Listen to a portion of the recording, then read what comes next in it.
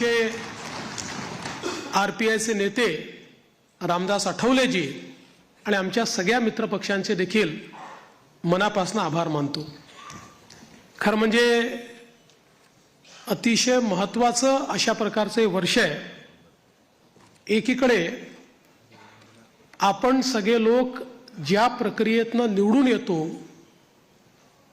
ती प्रक्रिया ज्या संविधानाने आपल्याला दिली, भारतरत्न डॉक्टर बाबासाहेब आंबेडकरांनी तयार केलेलं आमचे संविधान, या संविधानाची 75 वर्ष पूर्ण होत आहेत आणि म्हणून सर्वार्थानं एक अत्यंत महत्त्वाचं अशा प्रकारचे वर्ष आहे।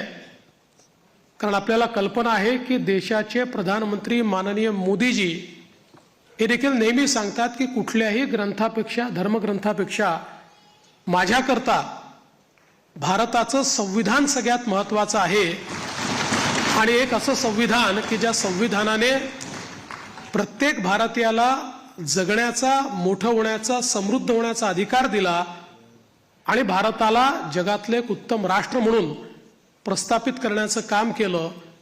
अशा या संविधानाच्या 75 वर्ष पूर्ण होणाऱ्या अमृत महोत्सवी वर्षात पुन्हा एकदा या ठिकाणी आपण सरकार स्थापन करतोय।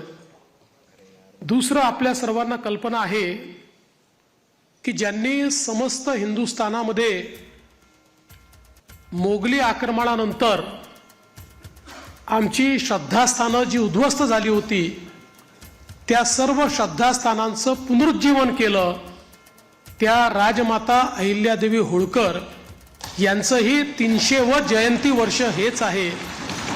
त्यामुळे मला असं वाटतं की ही देखील एक अत्यंत महत्त्वाची गोष्ट आहे। त्यासोबत ज्यांनी इंग्रजांच्या विरुद्ध